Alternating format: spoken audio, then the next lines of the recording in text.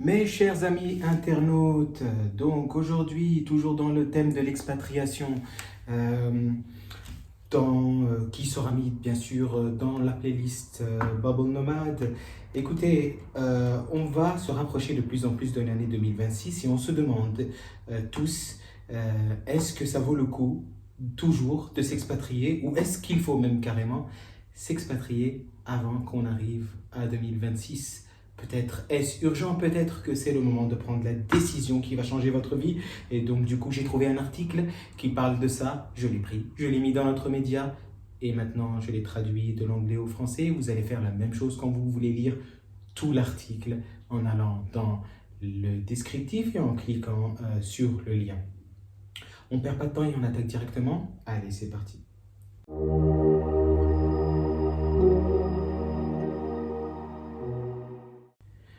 Devriez-vous déménager à l'étranger en 2025? Le rêve est tentant, mais c'est le bon moment. Et êtes-vous vraiment prêt à ce qui va suivre? Waouh, quel suspense pour un simple article. De plus en plus de gens se posent la même question. Et si je partais? Et si je déménageais dans un nouveau pays et que je recommençais? Avec l'augmentation du coût de la vie, la détérioration de la santé mentale et les opportunités professionnelles qui se sentent parfois bloquées, l'idée de commencer une nouvelle vie à l'étranger gagne en attrait. D'ailleurs, petite parenthèse, vous l'aurez remarqué, en tout cas, moi je pense que je suis peut-être poussé par l'algorithme dans mes recherches, ça parle que de ça presque, partout, les gens veulent partir. Donc il y en a qui vont là, il y en a qui vont là, les Français qui vont au Portugal, les Portugais qui vont je sais pas où, en Espagne, ou alors les deux qui vont en Espagne et ceux de l'Espagne préfèrent aller dans le nord, et ceux qui vont au Canada, ceux qui vont à Dubaï, ceux qui préfèrent Bali, bla bla bla bla bla bla. Tout le monde a envie d'une vie meilleure et donc tente l'aventure, pourquoi pas, avant qu'il nous arrive un autre phénomène, comme par exemple une pandémie mondiale qui va nous bloquer là où on est. Je continue la lecture. L'année 2025, pour beaucoup, ressemble à une réinitialisation. Le travail à distance est devenu normal. Le monde post-pandémique, c'est comme par hasard, le monde post-pandémique est plus flexible et les jeunes professionnels en particulier sont à la recherche de nouvelles perspectives. En France, en Allemagne, au Royaume-Uni et au-delà. L'intérêt pour l'expatriation a fortement augmenté. Les gouvernements ont noté l'augmentation du nombre de citoyens vivant à l'étranger et les plateformes numériques regorgent de guides, de forums et d'inspiration pour vivre ailleurs. Mais déménager à l'étranger n'est pas aussi facile qu'il n'y paraît sur Instagram. Les images que nous voyons, des gens travaillant sur leur ordinateur portable dans des cafés tropicaux, des familles souriantes dans des appartements ensoleillés, des couples se promenant dans des villes pittoresques, racontent rarement toute l'histoire. La vérité est que l'expatriation peut être à la fois libératrice et désorientante, excitante et profondément difficile. Et pour beaucoup, cela se termine par la déception, pas par la découverte. J'ai traité plusieurs fois plusieurs sujets qui sont similaires à celui-ci, avec des résultats également similaires. Donc c'est bien de se le rappeler, faites attention, l'expatriation c'est pas forcément quelque chose de facile, mais ça ne veut pas dire qu'il faut abandonner l'idée. Jack Sparrow, non je déconne, Jack, un consultant en informatique de 34 ans de Manchester, a décidé de déménager en Espagne au début de 2023. Il avait travaillé à distance, se sentait épuisé et croyait qu'un nouvel environnement apporterait l'énergie et la motivation qu'il avait perdue. Pendant les premiers mois, la vie était belle. Le soleil, la mer, le rythme plus lent, c'était exactement ce qu'il voulait. Mais une fois que la nouveauté s'est dissipée, la réalité est revenue. Les tâches administratives étaient compliquées. Son équilibre entre vie professionnelle et vie privée ne s'est pas amélioré autant qu'il l'espérait. Il se sentait isolé, surtout ne parlant pas bien l'espagnol, Après 1 an, il est retourné au Royaume-Uni.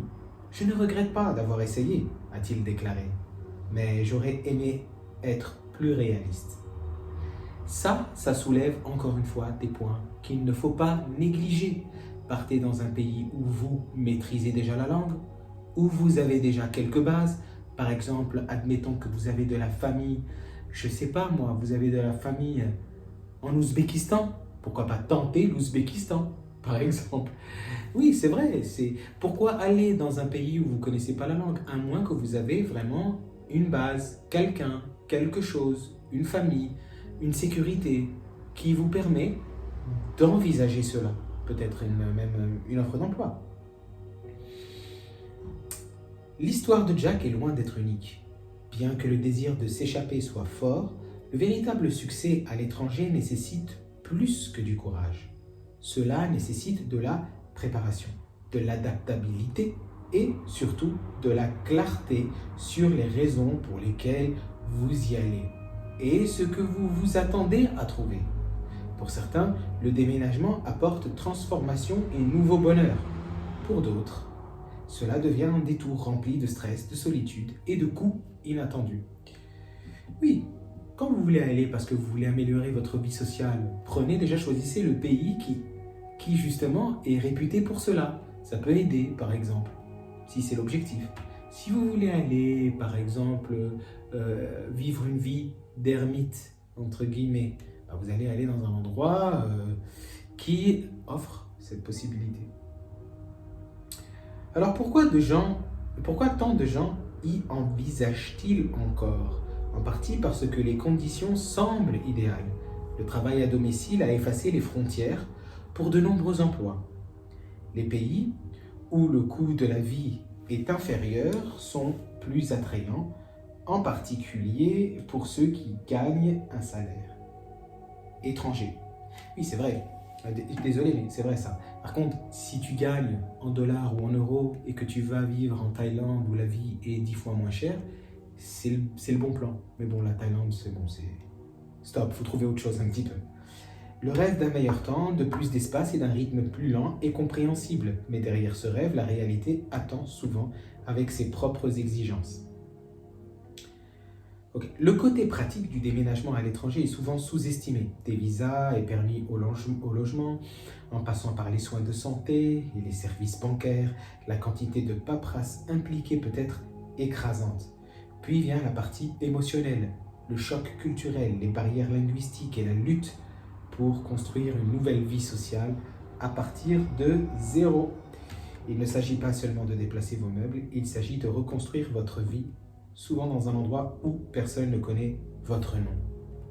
Ça a ses avantages, ça a ses inconvénients.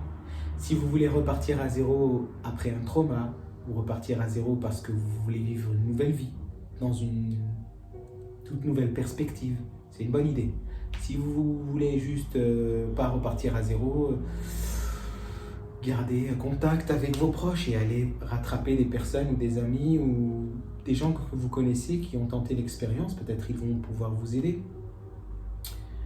Je ne sais pas ce que vous en pensez. En tout cas, moi j'aimerais avoir votre expérience, votre avis dans les commentaires. N'hésitez pas à lire tout l'article, vous le trouverez dans mon descriptif. D'accord ? Et j'ai mis en place aussi un Tipeee si vous voulez me faire des dons. J'ai mis en place un Tipeee parce que j'envisage d'acheter une autre chaise. Celle-ci commence à être détériorée un tout petit peu.